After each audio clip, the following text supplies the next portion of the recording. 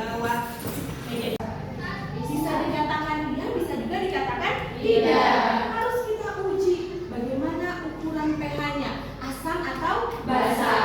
Kalau kita lihat, kenapa ini dia berbusa? Karena ini dari deterjen atau limbah dari pabrik, sehingga kalau basa dapat merusak kulit ataupun organ-organ ataupun ekosistem yang ada di lingkungan. Jadi kita dapat mengetahui bahwasannya air yang bersih itu bisa kita uji menggunakan pH-nya, pH asam atau pH basa. Lalu gambar ketiga dan keempat, kalau ini sering digunakan? Sering. Digunakan untuk apa? Mencuci. Mencuci? Baju. Nah, kali ini apa? Cuka. Ini dikonsumsi? Sering. Dan dikonsumsi dalam hal apa? Bakso. Nah, kira-kira cuka ini asam atau basa? Asam. Asam atau basa? Asam. Dari mana kalian tahu asam? Basa. Lalu ibu tanya, kalau soplin asam atau basa? Ada yang mau lain? Oh, sekali ya kayaknya kita membuka. Nah, kira-kira kalau soplin ini asam juga dibagi dua. Ada asam kuat, ada asam lemah. Coba kita lihat. Kalau asam kuat di angka berapa sampai berapa? 0 sampai 3. Sedangkan kalau asam lemah dari angka berapa? Kalau basa lemah dari angka berapa? 8 sampai 11. Kalau basa lemah dari 12 sampai 14. Oke. Pengujian sifat asam basa. Jadi ada yang namanya indikator, di mana indikator ini adalah senyawa khusus yang ditambahkan pada larutan dengan tujuan mengetahui kisaran pH larutan tersebut. Nah, indikator itu ada berbagai macam. Ada indikator kimia, berarti yang dimasukkannya adalah cairan kimia. Yang kedua, indikator alami. Artinya kalau indikator alami menggunakan bahan-bahan alami. Nah, yang hari ini kita gunakan ada 3. Kita memanfaatkan kertas lakmus. Ada lakmus merah, lakmus biru, merah dan biru. Lalu juga ada pH universal. Kalau pH universal dilihat dari perubahan warnanya. Nanti perubahan warnanya kayak tadi. Mendekati mana? Mendekati warna apa? Lihat video pemahamannya. Nah, ibu juga sudah memberikan ya link website Bu Agni. Di situ ada situs. Anak-anak nanti bisa dipelajari kembali juga di rumah. Yang pertama kita tonton adalah indikator. Pernah penasaran bagaimana cara mengetahui suatu larutan bersifat asam, basa, atau netral? Kalau lakmus merah ketika diasam harusnya berwarna apa tadi sama video? Merah. Oke. Lalu ketika masuk ke basa, merahnya jadi apa? Biru. Kalau lakmus merah dimasukkan ke suatu larutan, dia sifatnya basa. Warnanya apa? Merah atau biru? Biru. Kalau lakmus merah di kondisi larutan netral, dia tetap berwarna merah. Lalu biru, lakmus biru dimasukkan ke larutan asam, dia akan berwarna merah. Lalu lakmus biru dimasukkan ke larutan basa, akan berwarna apa? Biru. Lalu kalau lakmus biru dimasukkan ke larutan netral, biru. Dari sini sudah kita lihat. Yang harus diingat seperti ini aja. Asam, M. Berarti itu merah. Merah, asam. Biru, basa. Jadi ketika dimasukkan nanti menggunakan pakai tesnya ya. Tadi kalian lihat kan pakai tesnya ini. Nanti kalian masukkan larutannya. Nanti kalian uji apabila merah itu asam. Biru, basa. Kalau merah biru, merah. Harus dan login masuk. Jangan lupa diganti namanya. Silakan masuk. Oke, udah ada masuk. Reva. Yang belum ganti nama boleh ganti nama biar nanti gampang mereka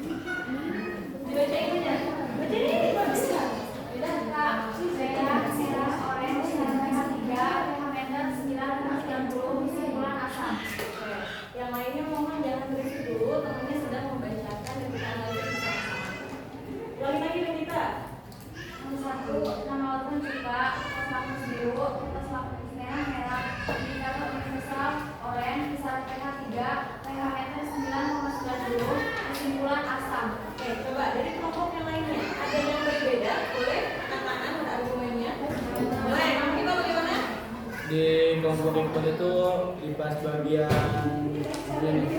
Apa? Bedanya di apa? Pas bagian pH meternya itu beda, bukan 9,90 tapi Berapa? 3,0. Oke,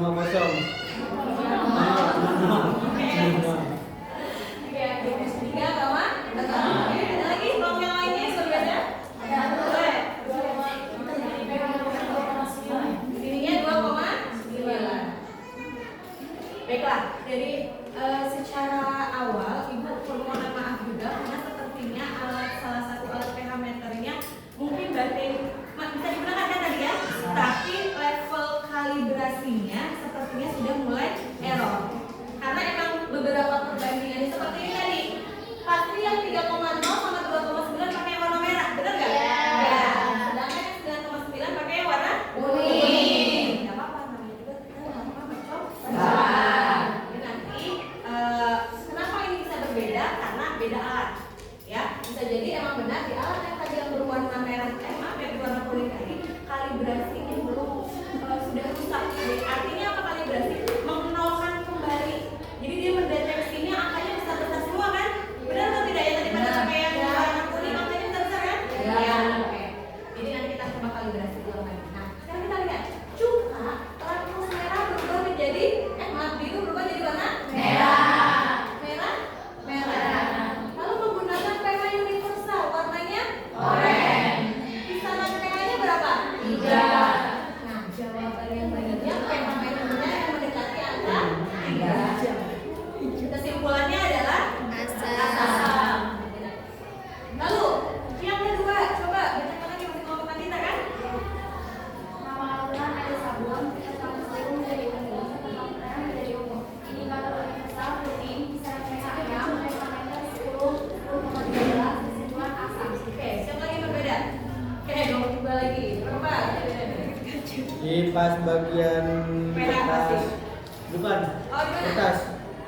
kertas warna biru itu bukan warna ungu tapi warna merah. Warna?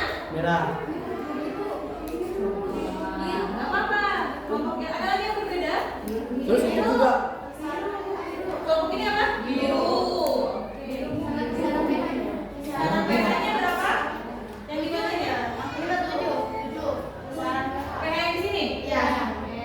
7. Di sini berapa? Di sini 7,4. Coba siapa yang bisa bantu Ibu analisis ini? Ini bedanya asal atau basa? Candy? universal juga. Berapa? Hijau. Hijau. Bukan kuning, hijau. Kuning, tapi hijau. hijau.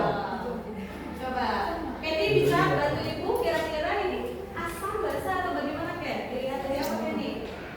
Netral. Netral. Yang lainnya? Basah. Hah? Basah. Basah. Coba kita identifikasi ulang. Air sabun ada di nomor berapa? 2. Apa kita validasi bersama ya? Lakmus berwarna biru. Lakmus biru. Ketat berwarna biru. Lalu lakmus merah. Lakmus merah berwarna ungu atau masih tetap biru. Berubah warna ini. Berubah warna. Tapi ini ungu. Berarti ungu itu nak yang awalnya merah. Kalau ungu berarti awalnya merah mendekati warna biru kan? Berarti ada sedikit basahnya kan? Berarti kira-kira apa?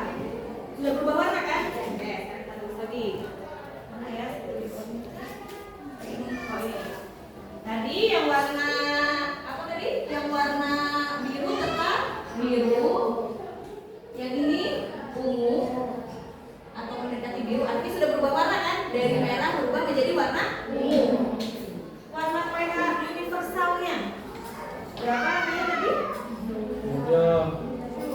Lagi. Oke.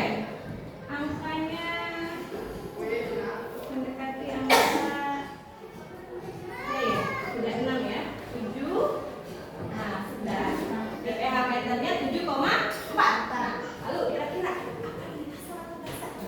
Basah. Netral. Basah. Sekarang sudah kita validasi ulang. Lakmus birunya tetap berwarna biru, lakmus merah berubah warna. Artinya sudah ada perubahan. Di mana biasanya kalau ada warna ungu itu artinya ada perubahannya. Bisa dia terasam lemah atau mendekati basah lemah. Kalau sudah ada perubahan, asumsinya saja ini berarti udah anggap tadi biru kan? Kita mengenalnya merah biru kan? Nah, berarti ungu itu mendekati angka pH netral. Dia belum jadi biru sepenuhnya. Berarti masih mendekati. Kalau masih mendekati, kalau kita lihat pH itu dari berapa? 1,0 sampai kalau asam 0 sampai berapa? 6. Kalau netral 7. Kalau basah 8. Nah, sekarang kita lihat. Ketika indikatornya ini hijau itu di pH 7. Berarti sudah kita lihat. Kalau di pH hijau berarti netral. Di pH 7 netral. Di pH meter netral. Biru tetap biru, yang merah sudah berubah warna. Tapi belum menjadi warna biru. Berarti kita asumsinya bagaimana? Ambil yang paling kuat akurat. Yang paling akurat menggunakan apa kira-kira? Parameter. Parameter berarti kira-kira apa? Ini adalah. Nah, di sini kita lihat kan pengujian yang paling akurat bisa kita identifikasi menggunakan yang pH universal maupun pH meter. Kita ujian yang ketiga. Minuman soda, lakmus biru merah, lakmus merah merah, indikator universalnya oranye, kisaran pH-nya 5, pH meternya 3. Ada yang berbeda? Ada. Ada berapa? Kisaran pH-nya 3, terus pH meternya 30. Oke, begininya merah biasanya itu kalau di lakmus apa? Merah-merah, berarti asam. Jadi udah kelihatan asam. Kuning, pH-nya 4 sama 3. Masukin ke indikator kisaran pH. 4 sama 3, 4 sama 3 masuk ke mana? Asam. Oke, masuk lagi ke pH meter 3,7. Masuk ke mana? Asam. Ini jawabannya asam. Lanjut ke nomor 4. Larutan garam. Biru, hijau, 7 juga netral. Ada yang berbeda? Beda. Siapa yang beda? Nih, yang kertas lakmus merahnya itu warna ungu. Oke. Ingat tadi, kalau kata ibu ungu berarti sudah mendekati angka apa berarti kata ibu? Biru. Asumsinya kalau ada ungu dia sudah mendekati pH netral. Jadi netral itu ada kontaminasi ion-ion asam lemahnya atau ada basah lemah. Ini kan pH meter nih, netral. Netral itu kan di 7. Tapi dari 6 sudah mendekati 7 bisa juga dianggap netral. Karena ada kandungan ionnya sedikit, asamnya basahnya lebih banyak. Nah, sekarang kita lihat. Kita asumsikan sekarang dari pH-nya tadi berapa? 7. pH meternya 7. Berarti kalau 7 masuknya kemana? Jawabannya adalah asam. Ibu, tapi mana? Apa-apa, nanti ibu yang kembali ininya, koreksinya. Yang penting kita diskusikan dulu hasilnya ya. Lalu nomor 5 air jeruk. Merah, warna merah 3. Nah, ini pasti beda. Ada yang beda nggak? Beda. Harusnya berapa di parameternya? 2,8. Berarti jawabannya adalah asam. Ada yang lagi berbeda? Sama semua? Air jeruk. Kisaran pH-nya berapa? Merah. Kalau kisaran 7,3. Nah, kita lihat. Benar nggak jawaban temannya Bata? Jawabannya adalah netral. Kenapa dia netral? Kenapa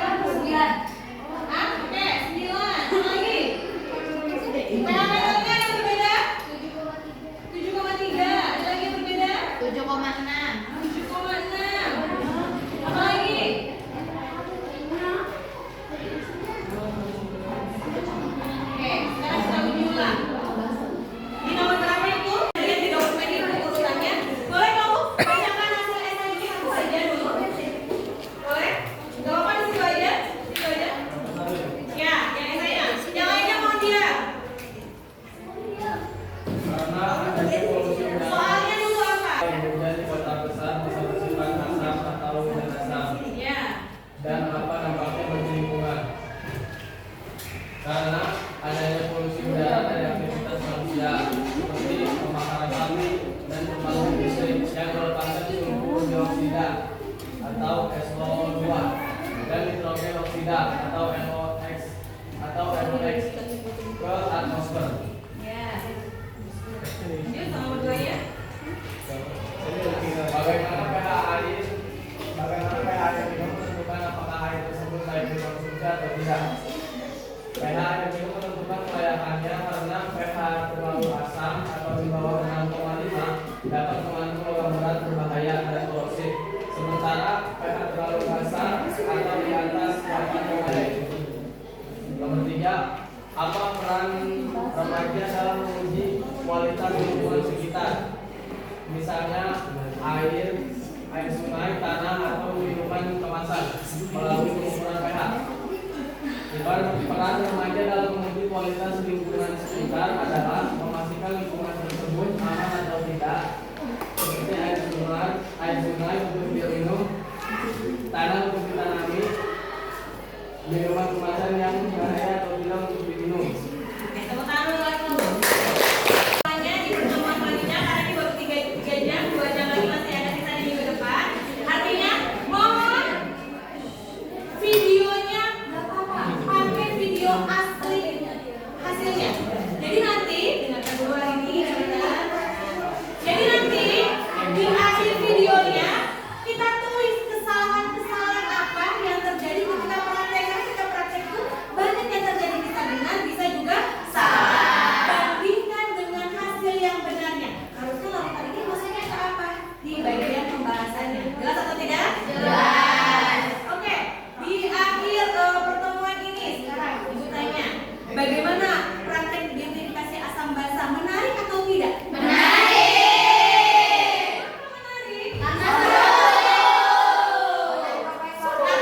Nah, tadi mengapa tadi ibu bunyikan lonceng-lonceng tadi? Karena ibu pengalaman sudah berapa kali praktek suaranya lebih banyak daripada yang kerja. Dengan tadi lonceng-lonceng tadi apa perasaan kalian? Deg-degan. Kenapa? Ketika kita masuk di laboratorium, ibu doakan kelas 3 nih banyak yang mau jadi farmasi. Mau masuk ke bidan perawat ataupun analisis bioteknologi dan lainnya. Artinya kita tuh akan berperan di laboratorium. Di dalam laboratorium ada aturan di mana tidak boleh salah satunya berisik. Yang kerja itu hanya tangan, mulut itu harus diam. Karena apa? Kalau kita nanti di mikrobiologi itu bakteri, ini bakteri. Oleh karena itu tadi biasakan kamu untuk tidak berisik ketika melakukan praktek. Tapi bagaimana perasaannya tadi? Deg-degan. Nah, deg-degan. Oke, bagaimana pemahaman kalian? Bisa membedakan antara asam dan basa? Bisa. Lalu kira-kira dari ketiga indikator tadi yang paling gampang untuk menentukan asam basa pakai apa sih? Pakai pH meter. Tapi karena alatnya mahal, paling murah bisa menggunakan pH universal. Karena pH universal ini harganya cuma 4.000. Artinya kalian bisa punya di rumah masing-masing untuk menguji apakah pH air nih. Kita punya air sumur. Kira-kira air sumur ini bisa dikonsumsi atau enggak? Ini berapa tadi? 7. Seperti itu. Lalu, bagaimana pengetahuan kalian tentang sifat asam basa ini? Apa manfaatnya di dalam kehidupan kalian? Banyak. Apa salah satunya? Air sumur. Kesehatan. Oh, boleh menjadi kesehatan. Lalu apa lagi? Coba, yuk kira-kira di lingkungan Yusuf. Iqbal dulu deh. Nanti masak, tahu air yang bagus untuk digunakan untuk masak. Kalau Yusuf apa? Buat mandi, ada yang lainnya? Terutama yang paling sederhana kita mengetahui karena di kota Manikapa di dalam sekitar kita banyak jenis air. Nah, kira-kira air sumur ini bisa nggak kita konsumsi? Uji aja pH. Kita lihat kalau pH-nya mendekati angka 7 atau 7 artinya pH air itu